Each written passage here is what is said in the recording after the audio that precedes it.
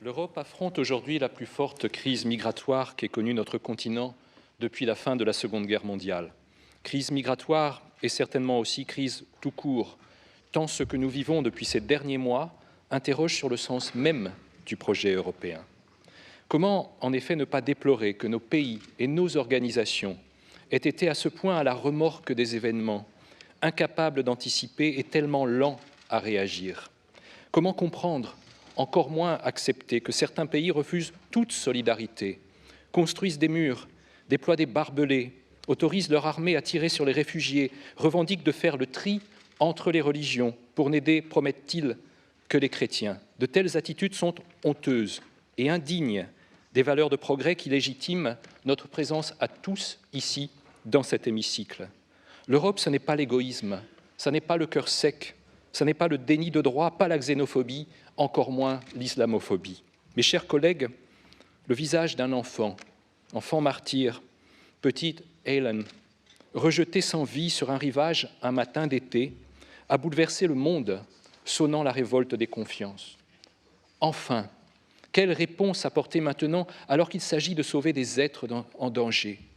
Quelle réponse apporter demain chez nous, mais aussi dans les États d'origine et de transit pour maîtriser les événements, agir en humanité, anticiper, prévoir? Les politiques d'asile divergent d'un pays à l'autre, ouvrant la voie aux réseaux criminels de traite des êtres humains qui prospèrent sur la misère.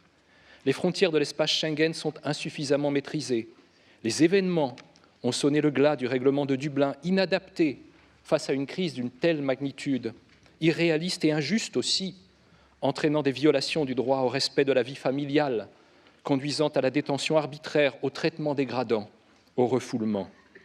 Il faut mettre en place des centres d'accueil et d'enregistrement dans les pays de première entrée afin d'identifier chaque personne, permettant ainsi de distinguer celles qui relèvent du droit d'asile et qui requièrent dès lors notre accueil hors de toute condition. Entre États européens, un processus de répartition équitable des réfugiés est nécessaire. Aucun État ne peut ni ne doit s'y soustraire. Nous devons coopérer plus étroitement avec les pays de transit et d'origine. Il y a 4 millions de réfugiés au Liban, en Jordanie et en Turquie. Nous devons soutenir ces pays par une aide humanitaire massive. Nous devons agir avec eux pour démanteler les réseaux mafieux. L'Europe requiert aussi une politique migratoire consolidée, aux procédures d'asile renforcées avec une liste commune de pays sûrs. Ce n'est pas de moins de Schengen dont nous avons besoin, mais de mieux de Schengen. Humanité, efficacité, vision, voici ce que doivent être nos objectifs et nos défis. L'Europe a une obligation de résultat. L'Europe, notre Europe. Le temps est venu d'aligner nos principes et nos actes. C'est le moment de vérité. C'est maintenant plus que jamais qu'il nous faut tous montrer que les valeurs européennes ont un sens.